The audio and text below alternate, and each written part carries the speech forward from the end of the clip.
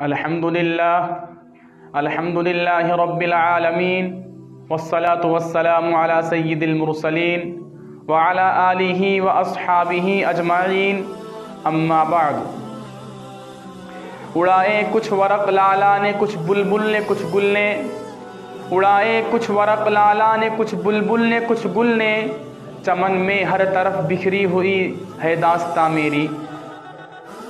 قائدین ملت اور نوجوان جیالو، آج کے اس تاریخی جشن آزادی کے موقع پر آپ حضرات نے جس عنوان پر مجھے تقریر کرنے کی ہدایت کی ہے، حق بات تو یہ ہے کہ میں اس کا اہل نہیں ہوں، نہ میری زبان اس لائق ہے اور نہ میرا مطالعہ اتنا وسیع ہے کہ ہندوستان کی آزادی سے لے کر اب تک کی تاریخ کو بیان کروں۔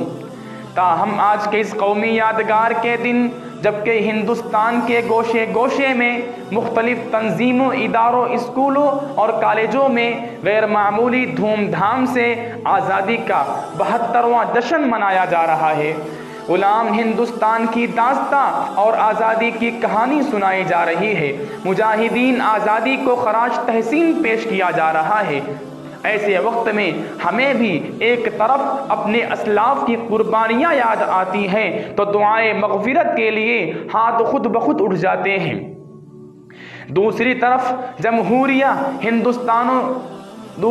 جمہوریہ ہندوستان کے مسلمانوں کے دردناک واقعات اور ظلم و ستم کی رودات سامنے آتی ہے تو خون کے آنسو نکل پڑتے ہیں اور دل سے ایسی آہ نکلتی ہے کہ اگر ہمارے اسلاف اکابر کو اس کا تصور بھی ہوتا تو خدا کی قسم وہ لوگ اس ملک کو انگریزوں کی غلامی سے چھڑانے اور ہندوستان کو آزاد کرانے کے لیے اتنی بڑی قربانیاں نہ دیتے۔ اگر انہیں یہ معلوم ہوتا کہ اس ہندوستان میں مسلمانوں پر ایسا دن بھی آئے گا جب مسلمان آزادی کی جگہ انگریزوں کی غلامی ہی پسند کریں گے تو وہ شمشیر برہنہ لے کر میدان جہاد میں نہ نکلتے۔ انہیں کیا معلوم تھا اس ہندوستان کی آزادی کے لیے بالا کوٹ کی پہاڑی پر سید احمد شہید اور شاہ اسماعیل شہید رحمۃ اللہ علیہ نے جان دی ہے؟ انہیں کیا معلوم تھا اس ہندوستان کی آزادی کے لیے شاملی کے میدان میں علماء دیوبند دو توپوں کا نشانہ بنے ہیں؟ انہیں کیا معلوم تھا اس ہندوستان کی آزادی کے لیے شیخ الہند اور شیخ الاسلام کالا پانی گئے ہیں؟ انہیں کیا معلوم تھا اس ہندوستان کی آزادی کے لیے شیخ الاسلام پر سوٹ وارنٹ ہوا ہے؟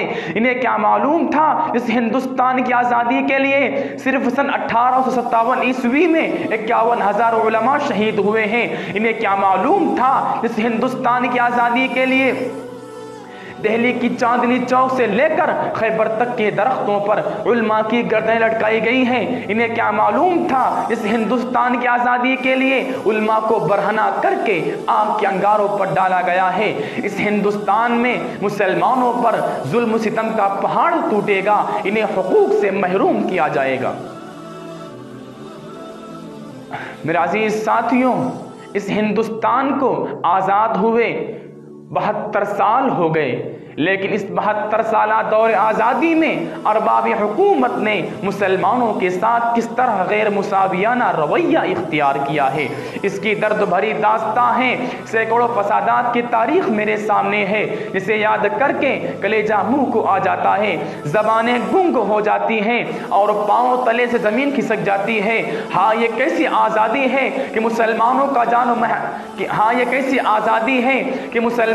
جان و مال محفوظ نہیں ہے، ہماری عزتوں پر شبخو مارے جا رہے ہیں، ہمارے حقوق کو پامال کیا جا رہا ہے، ہماری مساجد و مکاتب کو مسمار کیا جا رہا ہے، ہماری خانقاہ و مدارس پر بنیاد پرستی کا الزام لگایا جا رہا ہے، شعائر اسلام کے جنازے نکالے جا رہے ہیں، قبرستانوں پر غاصبانہ قبضہ کیا جا رہا ہے، قربانی پر پابندی لگائی جا رہی ہے، لاؤڈ اسپیکر پر اذان کے خلاف مقدمہ بازی ہو رہی ہے، خدائی قانون اور قرآنی دستور مسلم پرسنل لا میں ترمیم کی کوشش کی جا رہی ہے۔ یہ کیسی جمہوریت ہے، یہ کیسی آزادی ہے کہ مسلمانوں کے مذہبی معاملات میں مداخلت کی جا رہی ہے؟ اگر آزادی اسی کا نام ہے تو ہم ایسی آزادی کے طلبگار نہیں ہیں، ہم ایسی آزادی پر تو کل بھی لات مارتے تھے اور آج بھی لات مارتے ہیں۔ ہمیں مذہبی آزادی چاہیے، ہمیں قرآن کی آزادی چاہیے، ہمیں جان و مال کی حفاظت چاہیے، ہمیں عزت و آبرو کی حفاظت چاہیے، ہمیں شعائر اسلام کی حفاظت چاہیے۔ میرے عزیز ساتھیوں، کیا یہ جمہوریت کا خون نہیں ہے؟ سیکولرزم کا مذاق نہیں ہے؟ دستور آزادی کی خلاف ورزی نہیں ہے کہ جمہوری ملک میں کسی کے مذہبی معاملات میں مداخلت کی جائے؟ آج آزاد ہندوستان میں یہی ہو رہا ہے، ہم سے مذہبی آزادی چھینی جا رہی ہے اور مسلم پرسنل لا میں ترمیم کی کوشش کی جا رہی ہے۔ ہم حکومت کے ایوانوں تک یہ آواز پہنچا دینا چاہتے ہیں اور ارباب اقتدار کو یہ آگاہ کر دیتے ہیں کہ ہم مسلمان سب کچھ برداشت تو کر سکتے ہیں مگر مسلم پرسنل لا میں ذرہ برابر مداخلت برداشت تو نہیں کر سکتے۔ ہم اپنی جانوں کی بھیٹ چڑھا دیں گے مگر اٹل خدائی قانون اور قرآنی دستور مسلم پرسنل لا میں ہم حکومت کے ایوانوں تک یہ آواز پہنچا دینا چاہتے ہیں اور ارباب اقتدار کو یہ آگاہ کر دیتے ہیں کہ ہم مسلمان سب کچھ برداشت کر سکتے ہیں مگر مسلم پرسنل لا میں ذرہ برابر مداخلت برداشت نہیں کر سکتے۔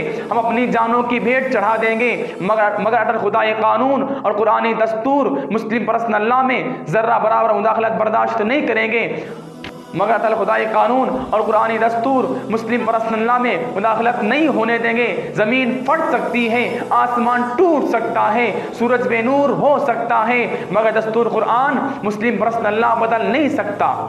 ہے قول محمد قول خدا فرمان نہ بدلا جائے گا، ہے قول محمد قول خدا فرمان نہ بدلا جائے گا، بدلے گا زمانہ لاکھ مگر قرآن نہ بدلا جائے گا۔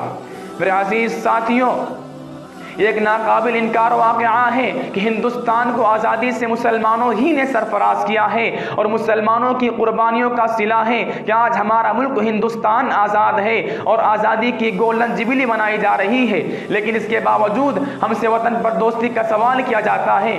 ہم بتلا دینا چاہتے ہیں کہ ہم ہی اس ملک کے وفادار ہیں، اس دیش کے چپا چپا پر ہمارا حق ہے، اس ملک کے ذرہ ذرہ پر ہمارا حق ہے۔ ہم نے اس دھرتی کی آزادی کے لیے لڑا ہے اور ہم ہی نے اسے آباد کیا ہے۔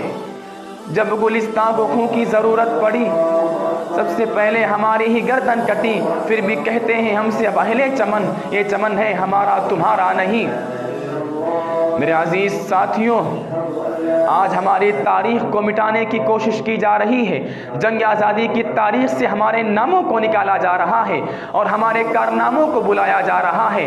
ستم بالے ستم یہ ہے کہ ہم سے یہ سوال کیا جاتا ہے کہ تم نے ہندوستان کو کیا دیا ہے؟